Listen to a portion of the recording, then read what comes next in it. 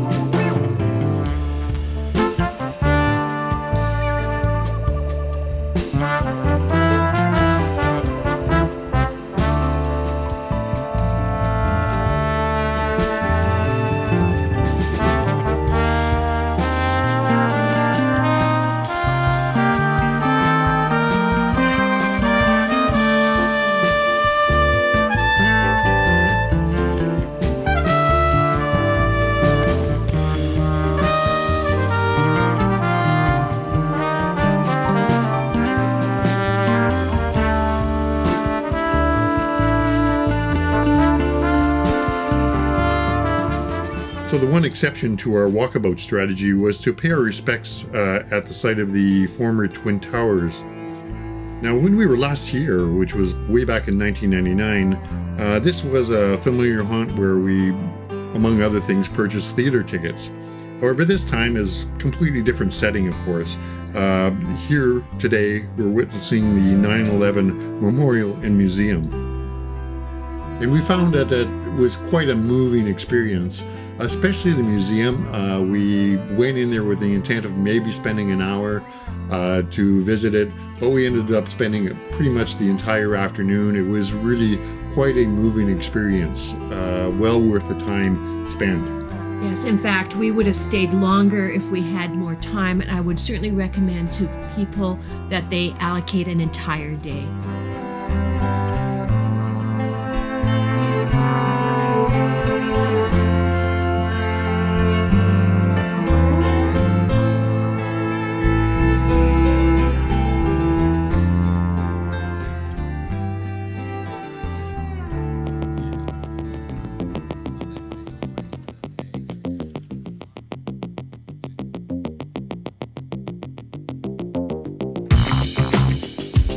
One thing that we had done prior to coming to New York City was pre-purchase tickets for the 2023 Tony Award-winning musical Kimberly Akimbo.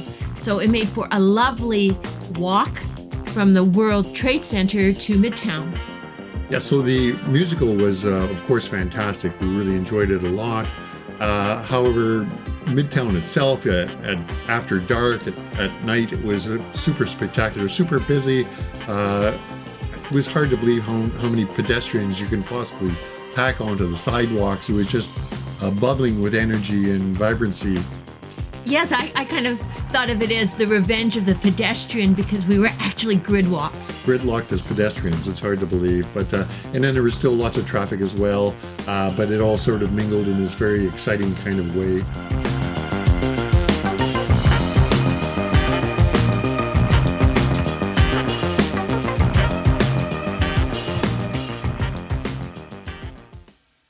So our next day, which was our full day in Manhattan, was also rainy right from the get-go and until we went to bed pretty much at the end of the day.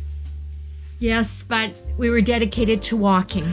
So one of the changes since we were last in New York was the building of the High Line, a linear park. So it's something that appeals to us both as walkers and as train buffs, because this is a reclaimed railroad spur line.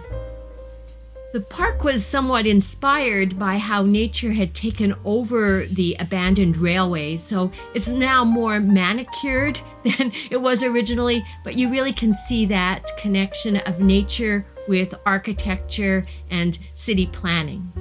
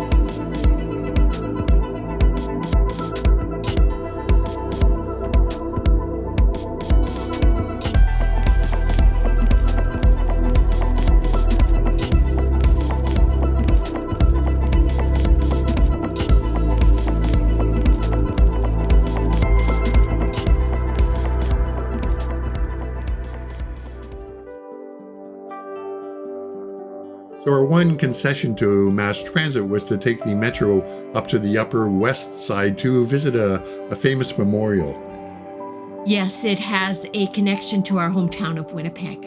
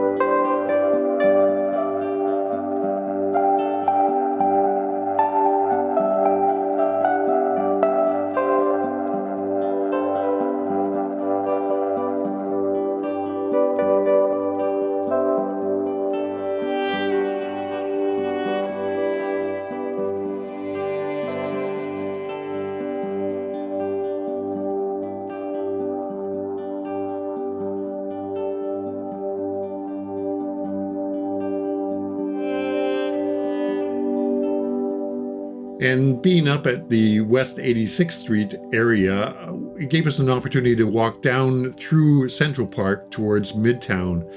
And of course, it was still raining at this point, but what a great way to experience this really great park.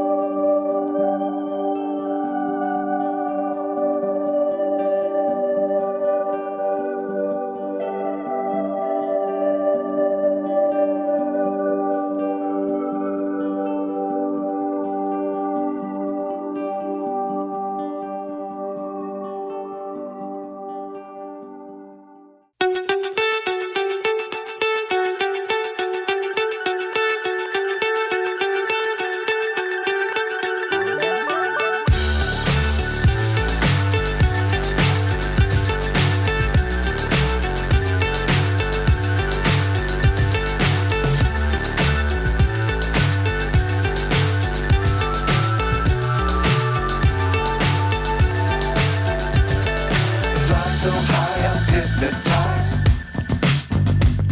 What's up is down, what's left is right.